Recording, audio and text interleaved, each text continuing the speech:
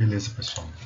Então hoje a gente vai falar um pouquinho sobre a ordem de um elemento, né? A gente já viu o que significa a ordem de um grupo, agora a gente vai ver o que é a ordem de um elemento de um grupo. Então perceba que a palavra ordem, ela tem esses dois significados na teoria de grupos, né? Ela pode ser do grupo inteiro ou dos elementos. Bom, a definição é a seguinte: a ordem de um elemento Gzinho de um grupo G, que a gente também denota com o símbolo de módulo, né? É o menor número natural tal que, se eu operar G com G com G, isso chega no elemento neutro. Então veja que a gente normalmente usa a notação multiplicativa, então a gente simplesmente usa a simbologia G elevado a K, né?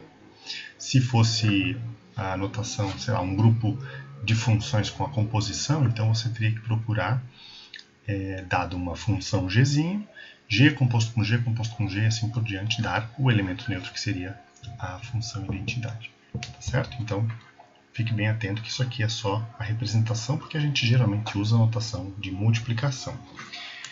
Se você pega um elemento e opera ele com ele, com ele, com ele, isso nunca dá o elemento neutro, a gente simplesmente diz que a ordem dele é igual a infinito, tá bom? E deixa eu só frisar, né, que a ordem nunca pode ser igual a zero, é a partir do 1. Né? E na verdade, o elemento neutro do grupo é o único que tem ordem 1. Porque se eu pego um elemento que é diferente do elemento neutro, esse cara é diferente do elemento neutro, né? Então é óbvio que sua ordem não é 1. Tá? Então o elemento neutro é o único que tem ordem 1 e todos os demais têm ordens maiores que 1. Eventualmente pode ser infinito também. Tá? Então só vamos fazer um exemplo. Acho que a definição ela é bem simples, não tem nenhum segredo realmente nela. Mas, por exemplo, vamos analisar o grupo Z4. Né? A gente sabe que seus elementos são 0, 1, 2, 3, a operação é a adição, então G elevado a K, na verdade, é o G somado com G, K vezes. Né? Então, para descobrir as ordens desses elementos, o que eu faço? Eu pego eles e fico operando com eles mesmos. Então, olha só. Eu sei que a ordem do 0 barra é 1, porque ele é o elemento neutro. E, por exemplo, se eu pego um barra, eu fico operando ele com ele mesmo.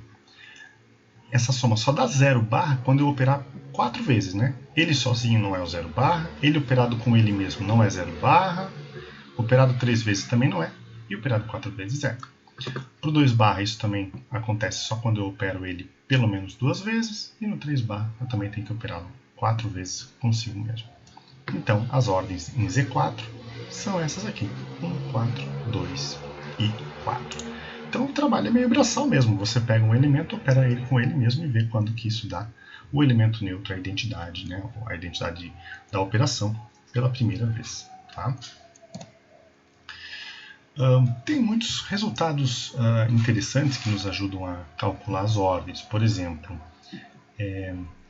se eu encontro um elemento que tem ordem m no meu grupo, então automaticamente eu sei que todos os divisores positivos desse meu m, eles também vão ser a ordem de algum elemento.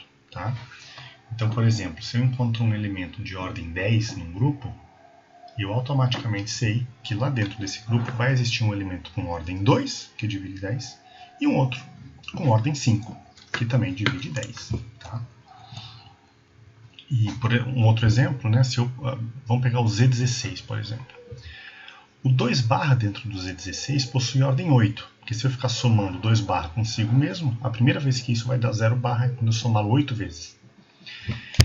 Então, como 2 e 4 são divisores de 8, eu ganho que automaticamente dentro do Z16 existem elementos, um com ordem 4 e um com ordem 2. Tá? E aí isso a gente pode aplicar para a teoria de números primos, né? Por exemplo, se você encontra dentro de um grupo um elemento com uma ordem sendo um número primo elevado a k, então eu sei que vai ter um elemento com ordem exatamente esse primo, né? Porque o primo divide o p elevado a k, tá bom?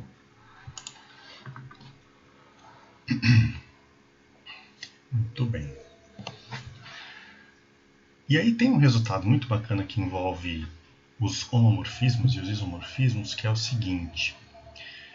Dois grupos isomorfos, eles têm a mesma quantidade de elementos de cada ordem possível. Então, o que eu estou querendo dizer com isso? Vamos supor que você tem dois grupos que são isomorfos, tá? G e H.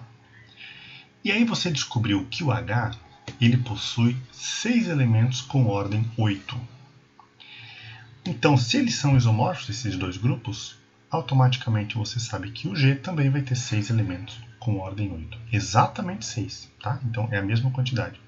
Então, se um grupo tem 2 elementos de ordem 3 e 3 elementos de ordem 5, todos os grupos isomorfos com ele vão ter exatamente essas mesmas quantidades. Ou seja, dois grupos isomorfos têm a mesma quantidade de elementos em cada ordem possível. E isso, olha só, a gente viu já as ordens dos elementos de Z4. Essas são as ordens dos elementos de Z2 vezes Z2. Então veja, o Z4 e o Z2 vezes Z2, eles não são isomorfos, né? Porque o Z4 tem um elemento de ordem 4 e aqui no Z2 vezes Z2 isso não acontece. Tá? Então esse negócio de você ver quantos elementos de cada ordem existem nos grupos é uma ótima ferramenta para você analisar se esses grupos podem ou não podem ser isomorfos. Tá bom? Nas notas tem mais alguns exemplinhos. Então, até a próxima.